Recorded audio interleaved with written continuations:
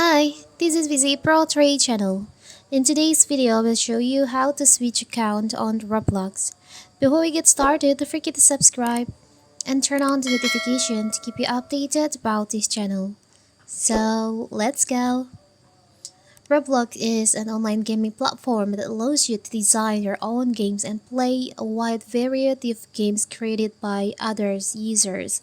The platform hosts millions of user created by other games and virtual world covering a wide variety of genres from traditional racing and role-playing games to simulations and obstacle courses.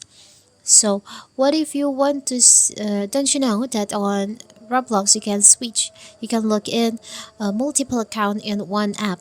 So, what if you want to switch account on Roblox without look out to your main account? It's very simple. First of all, of course, how to open our Roblox. From here, you can go to more on the bottom right here. And from here, you can just scroll down and you'll find there is an option switch account. You can just select on that.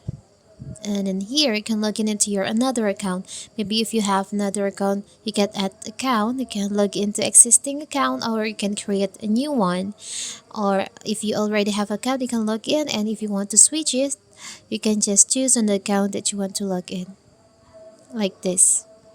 So now you have switched your account to your another account.